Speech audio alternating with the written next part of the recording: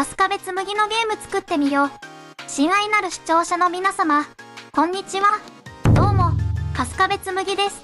だいぶ前に作成したアニメセルシェーダーやってみたよの続きです。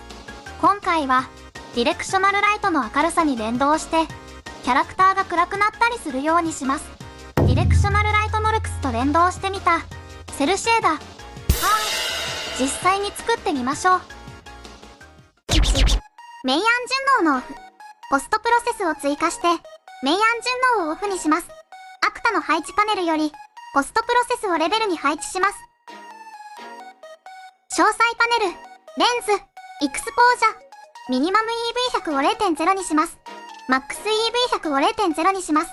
わかりやすいようにカラーグレーディング、グローバル、サイドを有効にして 1.25 にします。ガンマを有効にして 0.5 にします。ポストプロセスボリューム設定、インフィニットエクステンド、アンバウンドを有効にしてレベル全体に反映するようにします。2、MPC にパラメータの追加。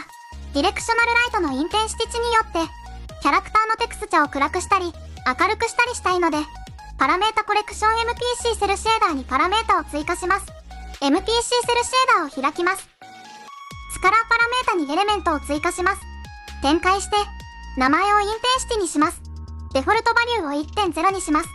このパラメータとキャラクターのテクスチャの明るさが連動するようにします。保存して閉じます。3、M セルシェーダーの修正。M セルシェーダーを開きます。ベーステクスチャノードとラップノードの間にマルチプライノードを配置します。コレクションパラメータノードを配置します。詳細パネル、コレクションに MPC セルシェーダーを設定します。パラメータネームにインテンシティを指定します。マルチプライノードの B ピンにつなぎます。保存して閉じます。4、インテンシティ値をパラメータに代入。現在のインテンシティ値をパラメータコレクションのパラメータに代入します。DT ディレクショナルライトを開きます。イベントティックノードに追加します。ライトコンポーネント、ゲットノードを配置します。ライトコンポーネント、ゲットノードよりインテンシティ、ゲットノードを配置します。このインテンシティをパラメータコレクションのインテンシティに代入します。セットスからパラメータバリューノードを配置します。コレクションに MPC セルシェーダーを設定します。パラメータネームにインテンシティを指定します。前の処理につなぎます。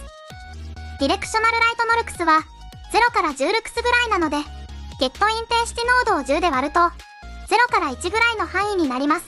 インテンシティ、ゲットノードよりディバイドノードを配置します。下のピンを 10.0 にします。ただ、0は真っ黒になるので、ラープノードを配置します。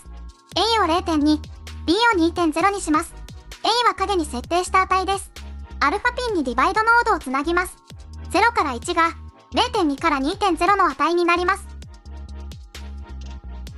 ラープノードのリターンバリューをセットスからパラメータバリューノードにつなぎます。コンパイルして保存します。起動してみましょう。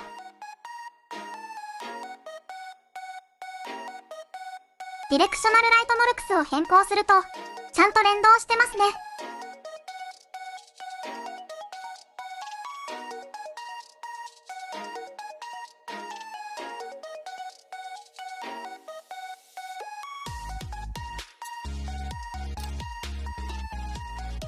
設定ファイル、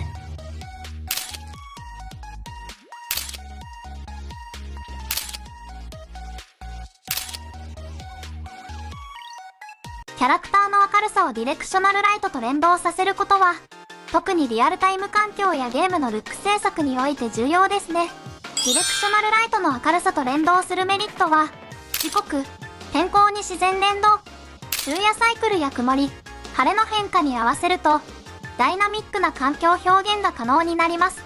ライティング調整の一元化、一つのライト設定で複数キャラの見え方をまとめて制御できます。プロジェクト全体の整合性が取りやすくなります。没入感の高い描写が可能に、キャラクターだけ妙に浮いたり沈んだりせず、視覚的な一体感が向上します。作業の効率化、ライトを変更するたびにキャラごとに再調整せずに済み、開発スピードがアップします。影や質感の再現度が高まる。光源との関係が正確になるため、シェーダーやマテリアルの効果が最大限に生きます。コストエフェクトとのバランスが崩れにくい。ブルームやトーンマップ処理時に、全体の明暗バランスを保ちやすくなります。光の演出効果が破綻しにくくなります。だそうです。はい、それでは、今回の動画はここで終わります。興味がある人は高評価とチャンネル登録お願いします。じゃあ、バイバイ。